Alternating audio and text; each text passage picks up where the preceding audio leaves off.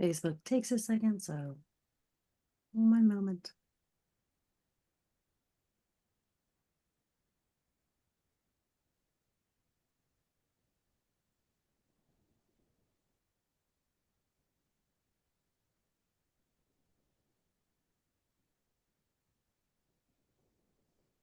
John Foster, if you're ready to share slides.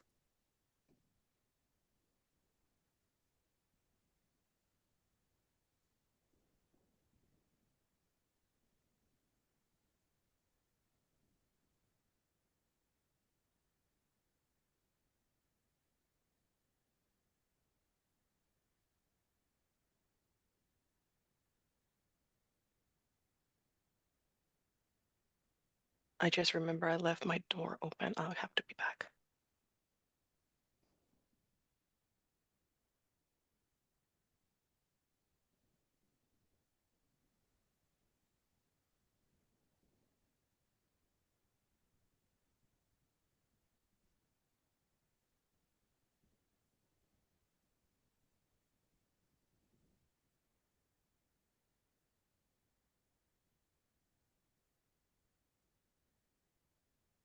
Mary Sue, I just looked at your post with your song. It's amazing. All right, we are on Facebook Live. I'm going to kick us off while Maria gets back. Welcome, everybody, to 1 Million Cups Fairfax. We're thrilled to have you here this morning. And with that, I'm going to tag in Maria and say next slide.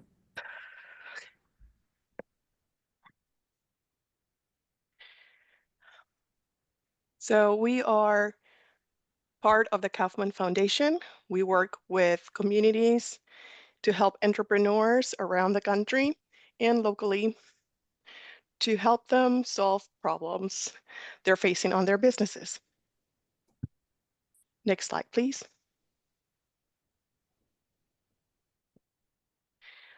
We like to consider ourselves as a mastermind and not just a networking group.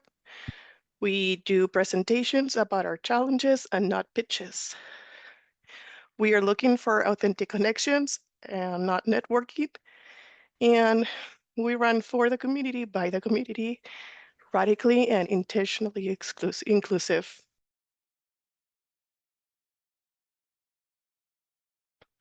We welcome new visitors. If you're new, please raise your hand.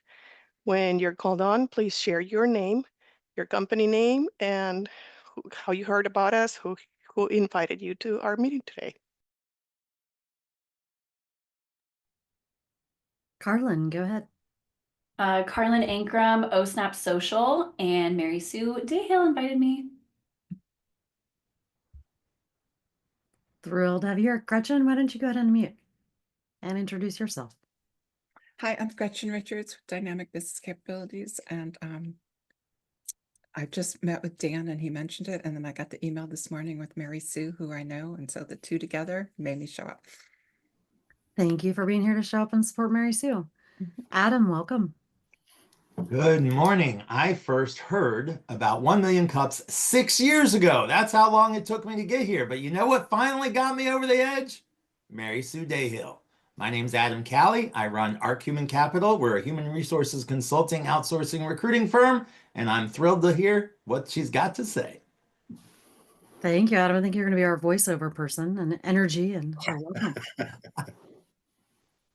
And AJ, I think this might be the first time as well for you, or it's been a minute. Yes, I am first time here. However, I've been going to other 1 Million Cups in Loudon as well as Prince Williams. I'm AJ from BizApps, but here is first time. I was just exploring and I thought I might as well join your group as well and attend today. So what we do is we have a platform for marketing, sales, advertising, and even streaming, a tech firm located out of Sterling, Virginia. Fantastic. Don't forget, everyone, you can introduce yourself in chat as well. Put a link to your website, put a link to your LinkedIn profile, all of those things. And with that, next slide, and I'm going to hand it back to Maria.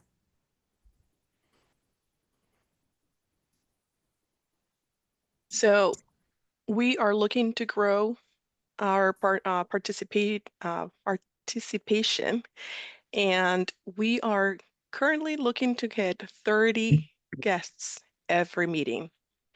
As you can see, we're close to hitting that mark consistently.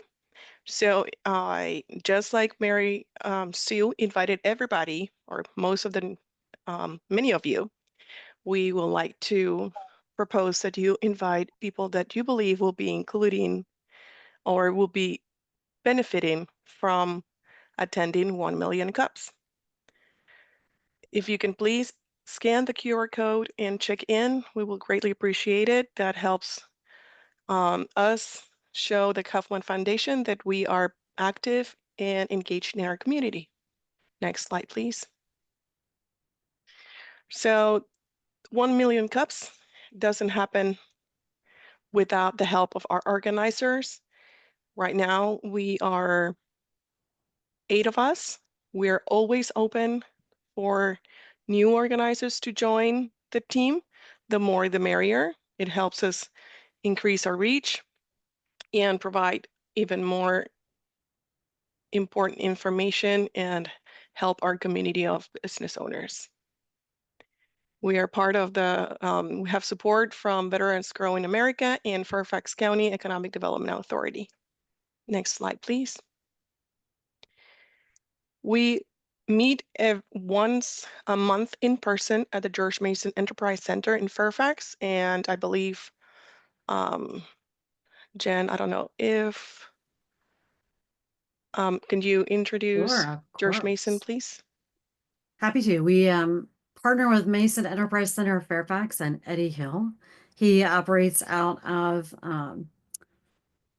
Willowwood Plaza at Eaton Place. It's a fantastic location. We just had a great networking event there yesterday. This is where we meet the first Wednesday of every month. We still have a hybrid meeting, so you can join us virtually. And we also meet in person, which is lots of fun. What makes Mason Enterprise Center Fairfax unique is, one, you can have virtual membership, you can have access to training rooms, conference rooms. You also have dedicated mentors. So they have, I think, 19 mentors now that can help you grow and scale your business. So if you are interested in, including Adam, if you are interested in participating at MEC, just reach out to Eddie. I'll put a link in chat as well. But again, it's a great community. A lot of times as an entrepreneur, it can be lonely. So if you want a place to check in and build a group, that is the place for you.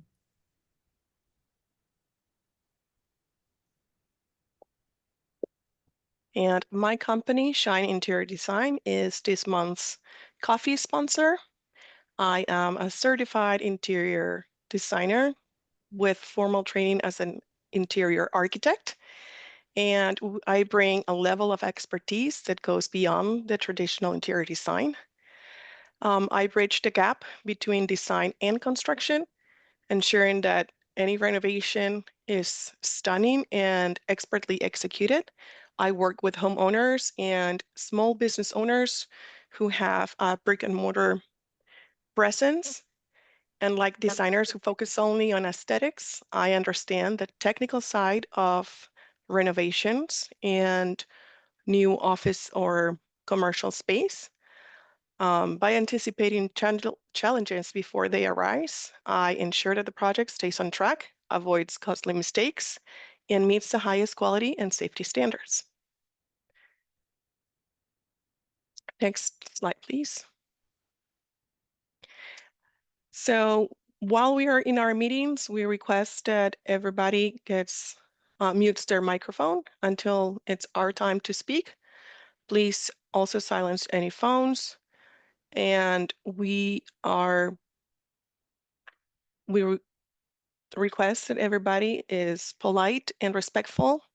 We are here to grow and have healthy conversations. Next slide, please. So I'll open up the opportunity and are grateful to have Mary Sue Dahill with Worksmart Digital to tell us more about her challenge.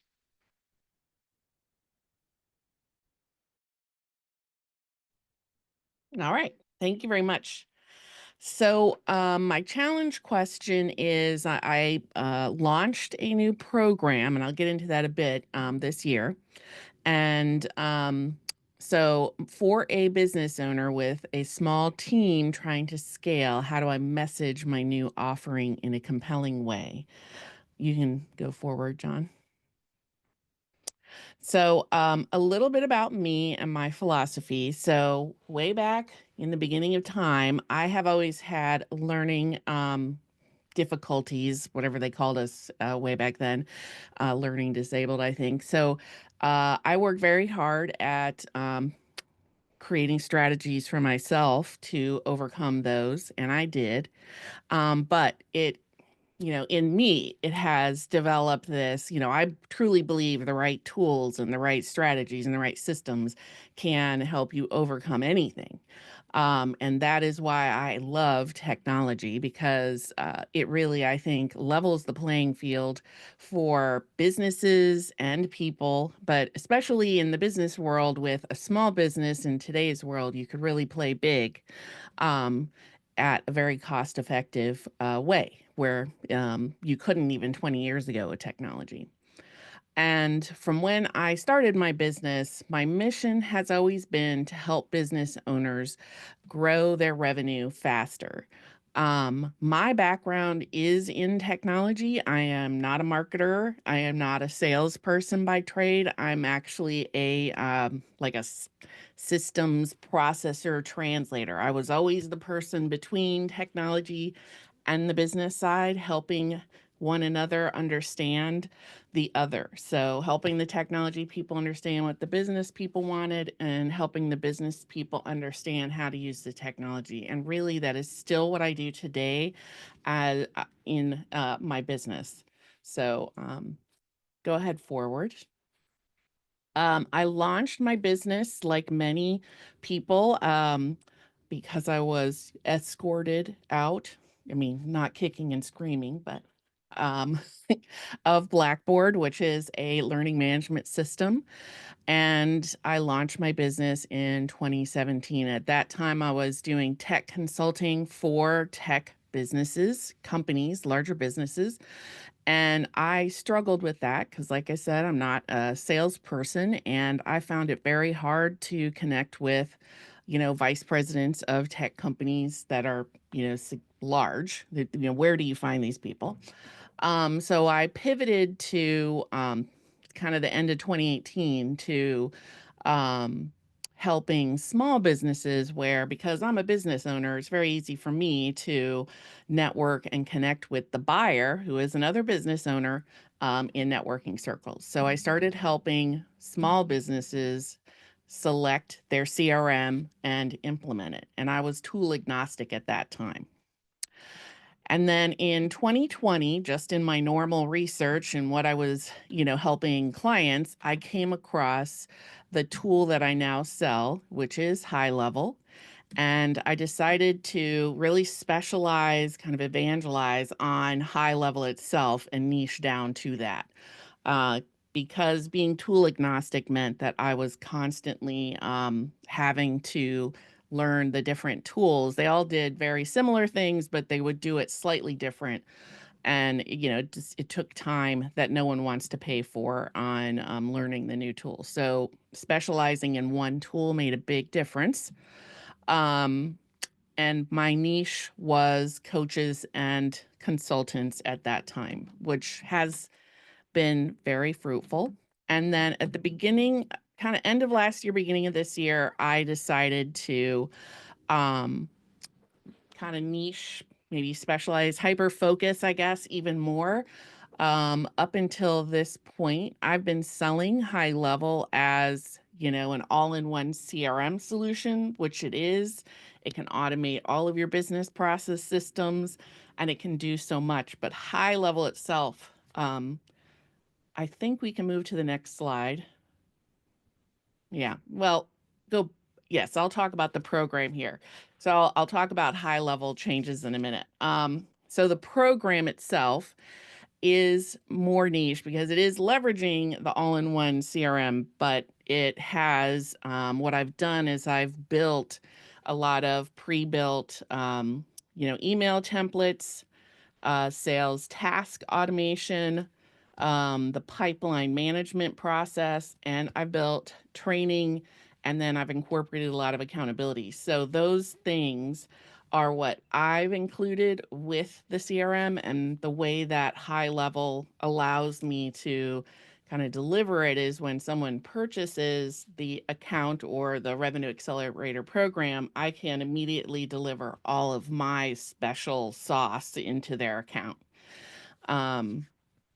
which I had not really been doing before. So this is different. And the training piece, because it's so specific, my training is also very specific, and I think can be much better than what it was before, which was really feature-based. This training is much more focused on, well, how do I use it in my business? So, all right, go ahead forward. So why the new offer and kind of how it fits into my business? So High Level has changed its marketing.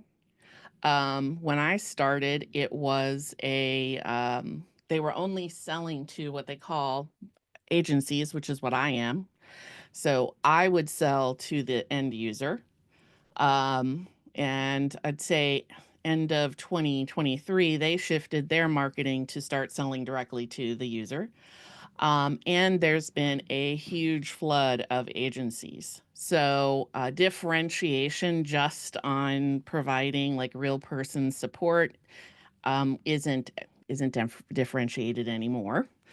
And now I'm also competing directly with High Level itself. So that makes it a little more difficult if all I'm doing is selling the software. Coaching landscape has changed. You know, I think there's a lot of thinning of the herd there with coaches. And then last year, I really did hit my top line on how many one-on-one clients I could handle. And so I would like to move to a more group model. And then, you know, being hyper focused, I think also allows me to have more clear outcomes for when someone is looking to work with me. All right, we can move forward. So the problem I'm solving for is that my clients come to me because they are getting leads through like referrals, networking, word of mouth, but they are not converting as much as they could because they don't have a consistent, repeatable follow-up system in place. So it's really that middle of the funnel, bottom of the funnel that they're kind of falling through the cracks, big cracks. Go ahead. And so the Revenue Accelerator program solves this because the templates are there. There's training on actually how to use the CRM for managing your leads. A lot of people use tools to manage their really funky, or not funky, but complex online funnels, but not their more relationship-based leads. And so that's what I'm teaching people how to do, and I have provided a lot of tools to do that. All right, we can go forward. So for a case study here, this is Patrick Sherney. I love his quote because he's been using High Level for quite a while, and he was using the pipeline, but he didn't, it was just like kind of a mess, he felt like, because he had all these leads in there, but he wasn't really managing it as a sales process. So once we put in the email templates, the automation for it to create tasks associated with where they were in his sales process that would tell him which email template to send at which time, that's when it became a sales machine, because now he's sending the right message at the right time to the right person. And that's what the Revenue Accelerator helped him do. All right, we can move on. So how do we compare? I mean, pricing wise, I'm very competitive, but the biggest, and these are all of the different CRM tools that people will ask me about. The biggest difference is that, you know, the features are basically the same. That's not what differentiates me. It's that we have built the marketing may be the one area where it depends on the tool itself. But because I have the pre-built systems, I have the templates, and the training is very specific on how to actually use the system and the tool itself in your business. That's very different. Most of the training is very focused on just the features work this way, and then you've got to make that leap on how to use it in your business. All right, go to the next one. So my current client is a solopreneur, coach, or consultant. They've been focused on their marketing and just tools. My new ideal client is more, they're a founder, they're scaling their team and their business, and their focus is on sales growth. So it is a shift, and that's why my challenge question is that is as it is. Go forward.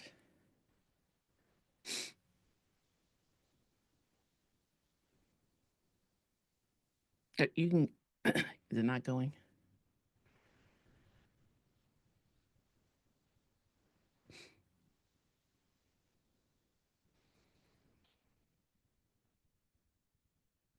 I think it was just back to my challenge question.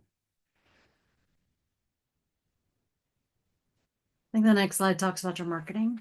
So your current marketing strategy, and then we'll go back to the challenge question and move into Q&A. Oh, right. Okay. So my current marketing, I'll just talk to it, is, which I don't think I need to change, is I do a lot of networking. I'm involved in Nextco and Provisors. And then I, focus on LinkedIn, and I have a weekly CRM sales email that goes out. And my challenge question is, let me find it here. I'm going to drop it in chat for everybody so they can have it right in front of them. Is Go ahead. for a business owner with a small team trying to scale, how do I message my new offering in a compelling way? So hopefully you have what you need to help me answer that question. So thank you, Mary Sue. Great job. We appreciate you being here to present today. For folks who are on the video with us, so we're not on Facebook Live. Facebook Live is acting up and being a petulant child. So we're just recording on Zoom, and I'll delete the part I just said maybe. But what I would say is, as you're thinking about your questions and answers, think about if you do have a clarifying question to help answer the challenge question, that's fantastic. If you have an idea, just use the Zoom menu at the bottom and raise your hand if you have a question. If you're having a hard time finding it, just wave. I've got lots of monitors so I can see everybody, and I'll be sure to call on you, okay? Anybody have a first question they want to use to kick us off? Gretchen Richards. Yeah, I just wanted to know, what's the difference in time? Because I think one of your main things that you're selling is time, because right, this is going to shorten their ability to get things in. So do you know, like without all your extra add-ons, without the email templates, without everything, how long on average does it take somebody to stand up their CRM and have it start really producing? Versus with all the stuff you bring, like how much can you shorten that? Yes. And so then go one ahead. other thought was the founder is going to be more interested in delegating than a solopreneur. And so I think automating and systematizing lets you delegate, puts you more in a position of delegation. And so I think that would be something to consider in your marketing.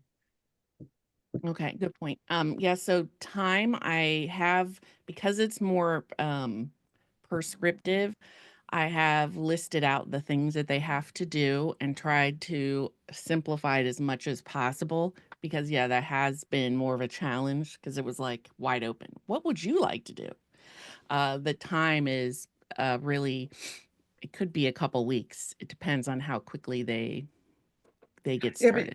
You have a lot of information on your current customers, right? So the people that you have been helping, like if it takes 2 months, say, and then now with your new tools, you could get somebody up in 2 weeks.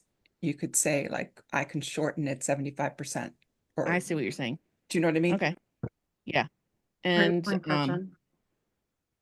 and the delegating, yes, I think some of that definitely, I could be putting that into my messaging.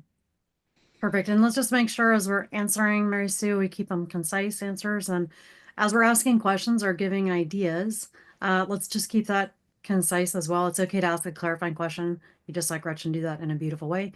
So next up, John Norse. Yeah, my question is just simple is like, if there's obviously a lot of competition in your space, and when people are either shopping for an initial CRM or have a CRM they're looking to replace, obviously they have a problem, meaning something that's not being addressed, or they feel like a part of their business isn't running efficiently. And my point is, what are those top 2 or 3 challenges, and why aren't you advertising that I can fix these 2 or 3 problems at a very successful rate using Gretchen's idea of 75% quicker or something along those lines?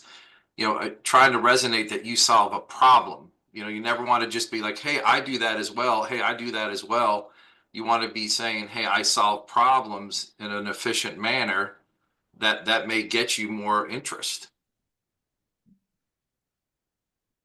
Good point. Yeah. Reggie, Okay. Hi, Mary Sue. Good to see you. Great presentation. The two things that I thought about were customization and collaboration. So I imagine that these small teams, they have issues as they're growing, sometimes rapidly, with being able to collaborate and stay on the same page. And so it seems like your tool could be marketed very much in that way to help keep growing teams, which might often be remote, on the same page. So I would definitely lean into that messaging.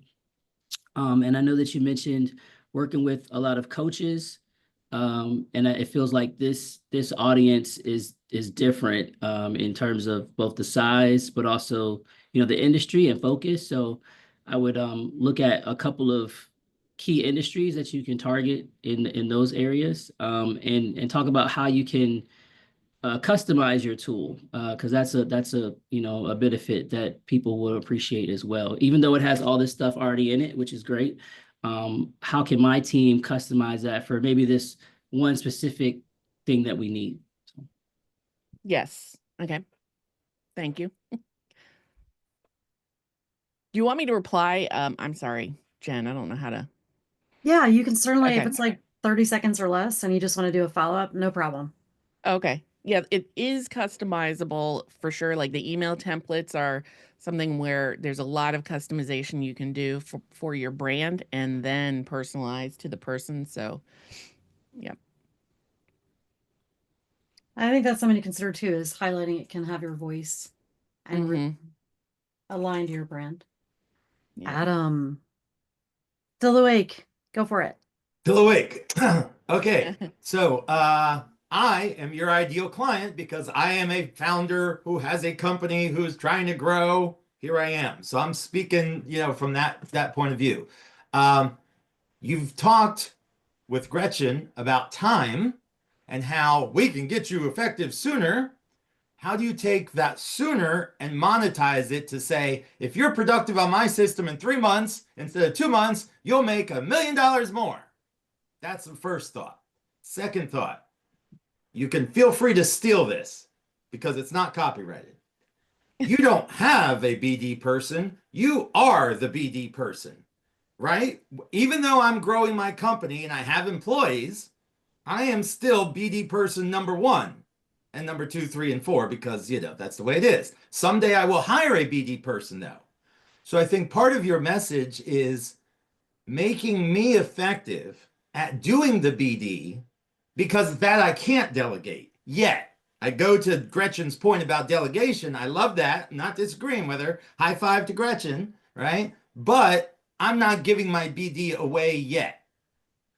So that's, I think, part of what you could say. But someday I will. And I now have this, as Gretchen likes to say, repeatable system, right? That is monetizable, that somebody will buy someday because I'm going to get rich when I sell my business. This system can be given to the first BD person I hire, therefore making me more money in the future, therefore making me value you today and tomorrow. The next thing, I hopped on your website and I'm not sure, do you have testimonials by industry? Because the other gentleman who just spoke, let me put my glasses on, Reggie, thank you, Reggie, said something to the effect of industry specific. And forgive me, Reggie, for not capturing your exact words, but if I hear a testimonial about running an HR consulting firm, That's going to carry way more weight with me than a testimonial about running a bakery selling cupcakes. All right. Thank you, Adam. Thank you, Adam. If I say that, all right, that means your time is up. And it was great commentary. All right, Carlin. All right, so my initial thought was around the scaling piece and being that they're small business owners and they're basically trying to multiply themselves. So to Adam's point, but also something that you said that really struck with me, and I was like, ooh, that was the relationship building, the follow-up system, because we do all of this networking and then nothing happens. So if you already have the cheat sheet to all of that, I would toot that horn really, really loud.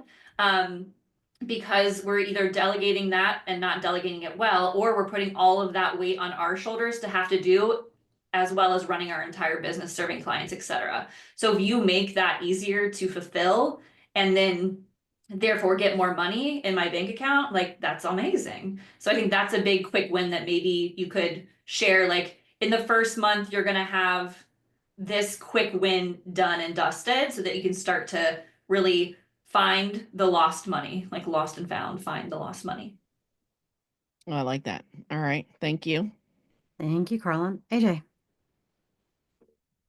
Let me make sure you're unmuted. Hold on before you go through your brilliant idea. There you go. There we go. Yeah.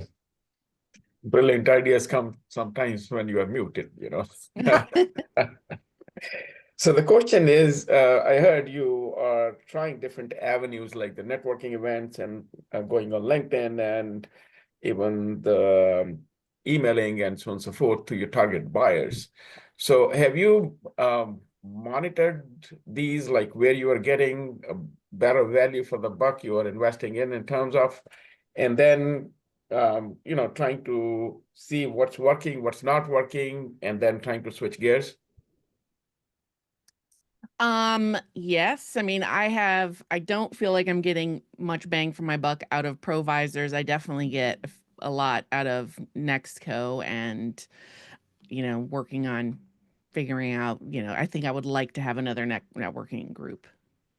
And another thing, what we experience, because I have a similar system, like one of the ways you are reaching out to your targeted buyers is emailing, because you have the email templates and emailing is one way. But many times you get blocked, even if it's a very legit emails, through the channels you are going through, as well as they end up landing in the spam folder. Some of the things you can control, some of them you cannot control, So how do you have any kind of a tracking, like which emails are bouncing and which emails are deferred and so on and so forth? And then how are you taking care of those things? Because you may put a lot of efforts in it, but then ultimately, even one dot in marketing, which is not working, landing the email in front of the buyer doesn't happen. So everything is, All right, Mary Sue. Yeah. So the marketing emails, I do monitor that and manage that, the email deliverability. The actual one-on-one emails through the system still are going through my Google, so that has a much higher deliverability rate. Yeah, but good point. Mary Sue, one quick thought. Well, one quick question, clarifying question, and then one thought.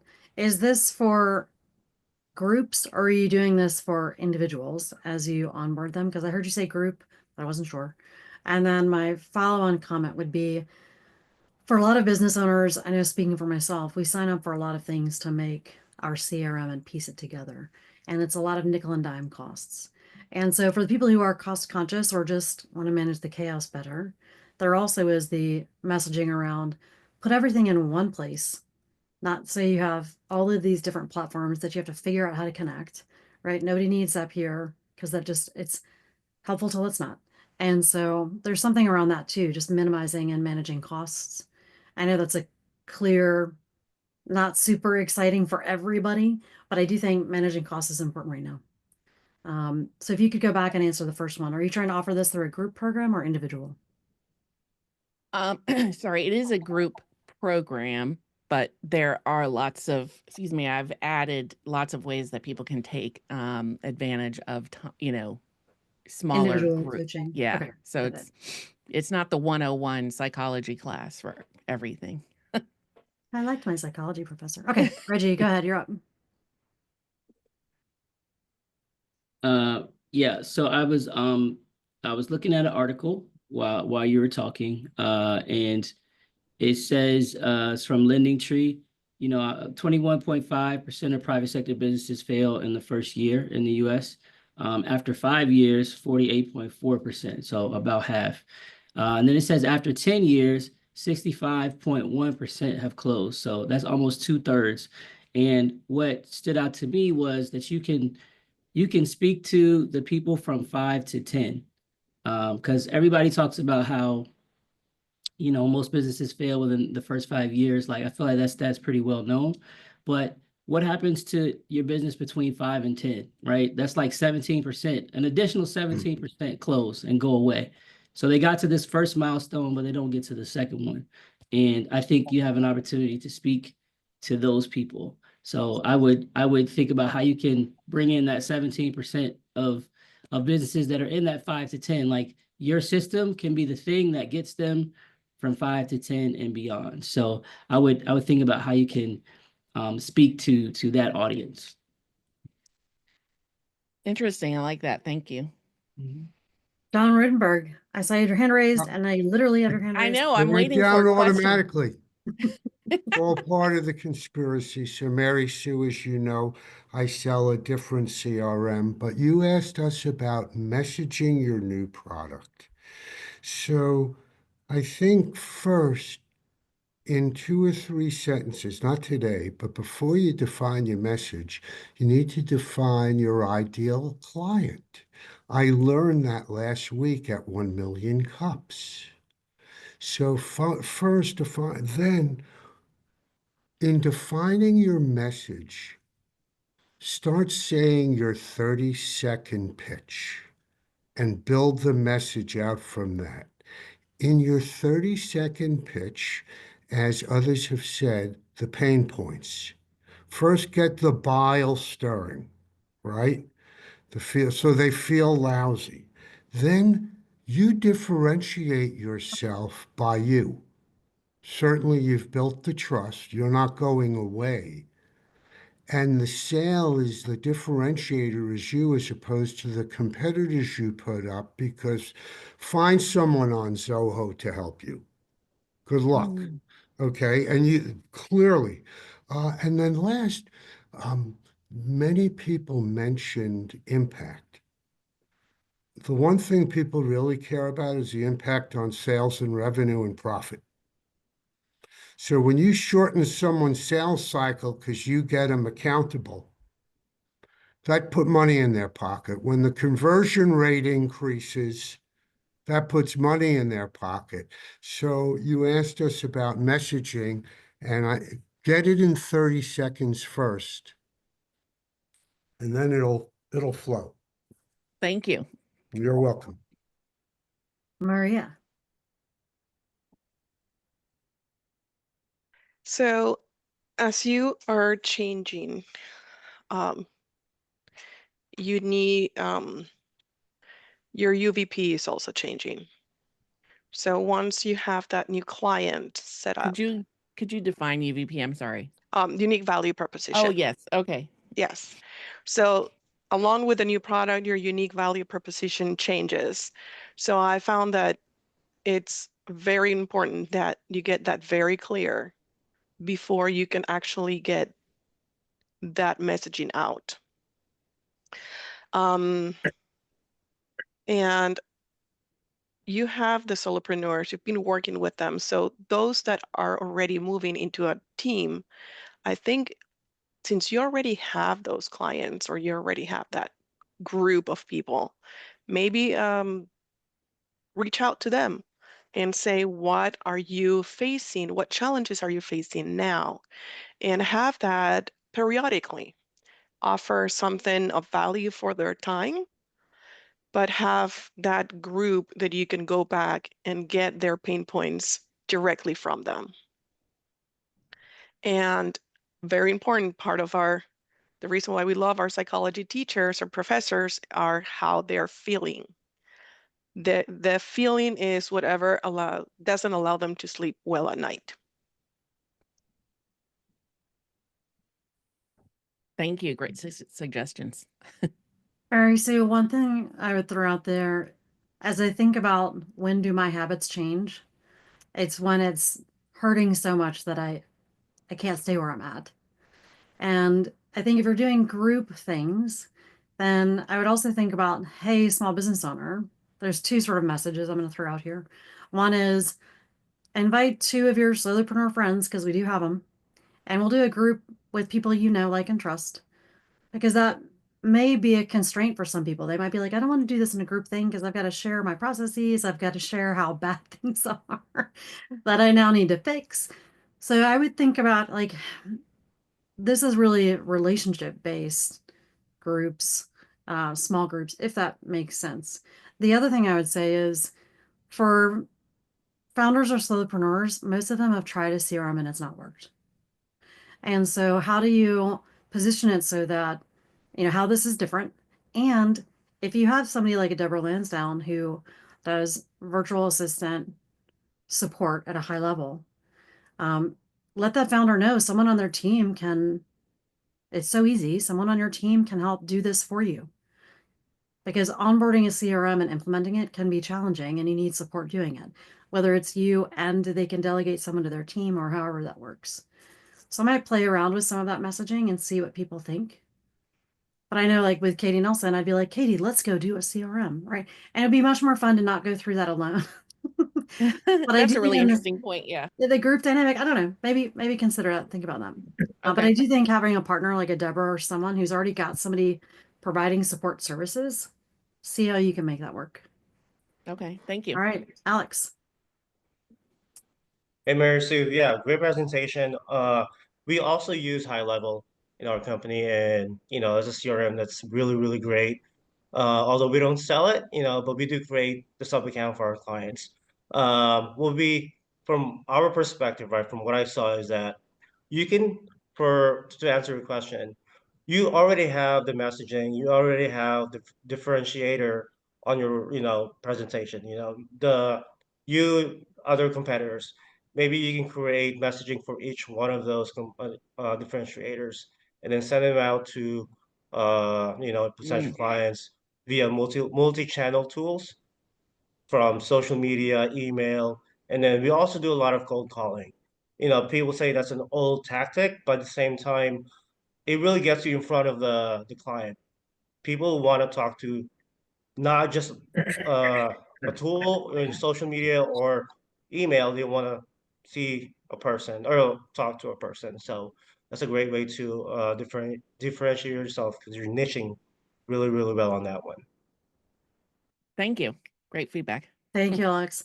So I'm not gonna call people out, but my ideal people, Cheryl and James Lawson, haven't heard from you guys yet. I'm just saying, Dan Linder, Scott, folks who haven't chimed in yet, you have like 4 minutes. So think of something awesome to say, even if it's Mary Sue, you're amazing. That's fine. But you guys have great ideas, so no pressure. Love to have you share some feedback. Adam, welcome back. I think if you can answer the question, what causes a CRM implementation failure? Because Alex, I think, or somebody, I'm trying to do two things at once, said, oh, they're hard to get up and running. And oh, we try all these different systems and we try to tie them together with spit and baling wire and duct tape. Those are my words. Guess what? You will prevent the failure from happening. You will prevent the expenditure that yields zero results because the system that you have that accompanies the technology. I like it. Thank you. Thank you, Adam. Deborah. Hi, Mary Sue. I have a quick question for you, and that was a great presentation. But I was wondering, where do you do most of your networking at? because that's something that I'm also looking at, because networking you can spend a lot of time and frankly a lot of money and have it not be very effective. But if you can identify the top 2 or 3 places where you really want to spend your time from a networking perspective, I think that can also help. And I love the idea of the focus group and being able to do something like that on a small basis with those who you know, like, and trust. That can kind of continue to be a support structure for you. But looking at the networking might be a key component too. Yeah. Well, I currently network at Nextco, and I'm a current member, which I feel works. And then Provisors, I'm newer at, and I'm kind of struggling with how to make that one work for me. Yeah. AJ, just make sure you're unmuted. There you go. All right. So I just wanted to add my comment to what Alex mentioned, making the sales calls and the cold calling. So my comment here is, like, if you are sending out the emails, Mary Sue, and from there you have some kind of a business intelligence tracking the behavior of your targeted buyers or the audience, and then you are making a follow-up call to them, or having, kind of turn it into an event rather than making a sales call. Hey, by the way, you looked at my, however you want to position yourself, looked at my message, and then we are having an event, a learning session, and so on and so forth. So that way you can get them more and more into your sales funnel and ultimately do the conversion.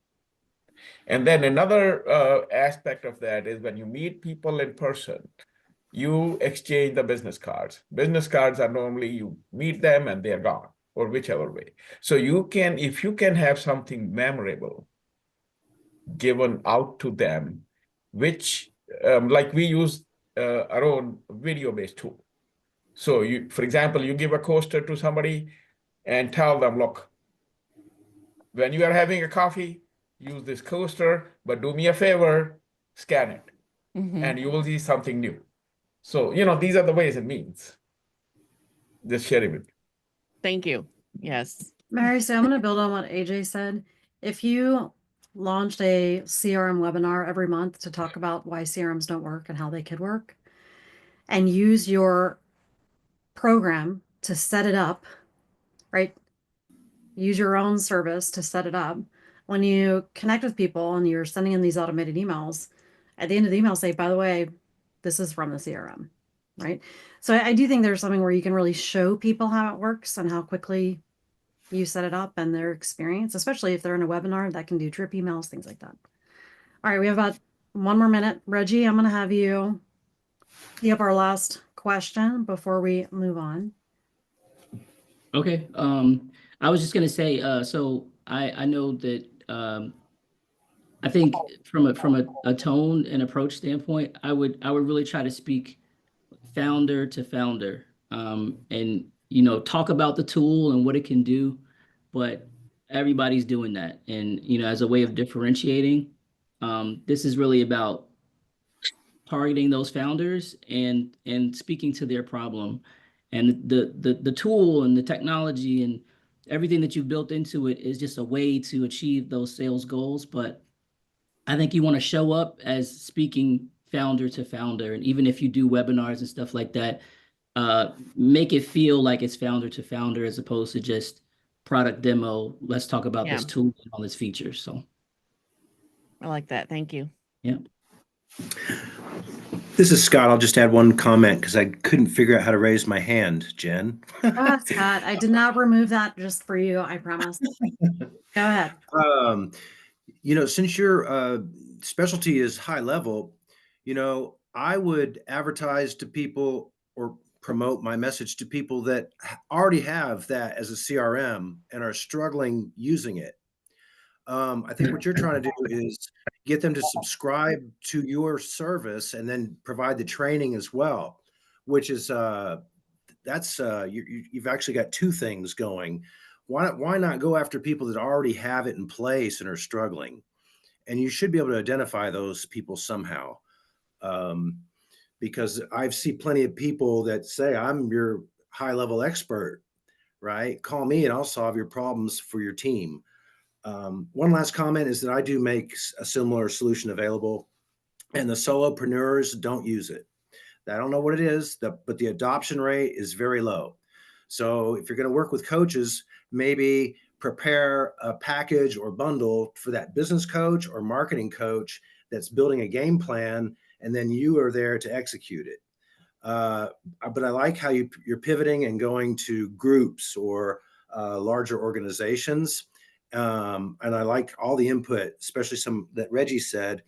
But know who your buyer is in those organizations. Oftentimes, it might be the marketing director and not the founder.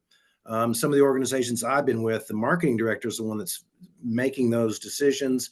They're probably running up the flagpole, of course, but still, they're the ones that have to live it every day because they've got to support the sales team, and they're the ones that are trying to find the best solution. Thank you. All right. Thank you, Scott. John Foster, we're so glad you could come back. We're sorry that your computer was acting up. You're on mute. Yes, me too. Yes, thank you. But he will put the slides back up so Yes, Maria indeed. can move us forward. All right, there we go. So Mary Sue, the last and final, or the final question for you is, what can our 1 Million Cup community do for you to help you today? Oh, I didn't prepare for this one. I don't know. What is the typical answer? Well, I feel like I got a lot of great feedback today. I don't know. I just have to process it. So thank you.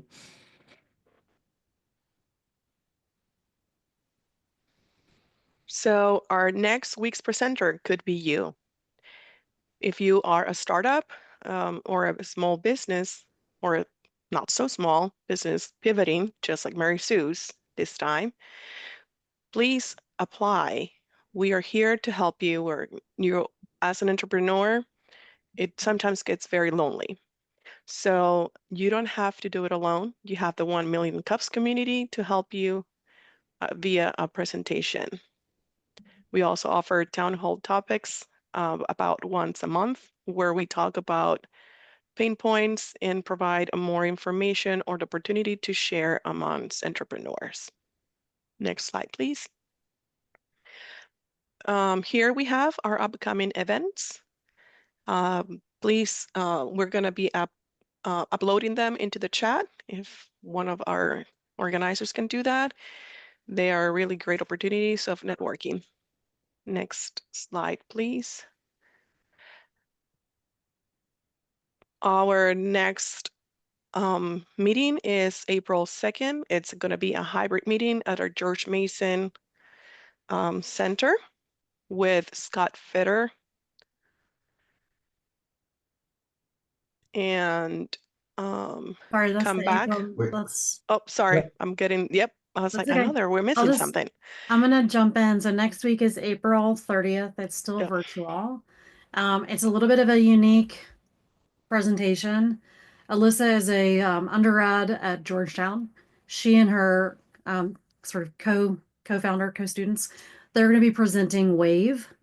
They're going to be presenting their pitch. And although we don't do pitches and we're not giving them money, they're going to compete at Stanford next month. And so, or not Stanford, somewhere else, just kidding, but out west in California. They're looking for feedback on their pitch. So if you like helping students giving back, and if you just want to see what a pitch looks like, if maybe you've never seen a pitch presentation, please join us next week. And then we'll be back to our regular programming in May. Sorry, Maria, that was a Georgetown plug-in, my bad. No worries. I was like, I know we're not in April, but what? I'm looking at the wrong side of this slide. Please scan the QR code below at the bottom of the slide. It gives us all the links in one place. We post most of our presentations on Facebook and YouTube, And please follow us on X, formerly Twitter, and on LinkedIn. If you want to become an organizer and develop wonderful skills, I have, for example, I've been what I call a baby entrepreneur. And at 1 Billion Cups, I found the community and mentorship that I didn't know I needed. I'm being surrounded by wonderful, more expert, patient entrepreneurs, and it's wonderful. And I also became an organizer eventually. That's how much I loved it. And you're amazing, and we're so glad you joined. Thank you. Stick around a while. After we stop recording, we can have a short conversation where we get to know each other a little bit more.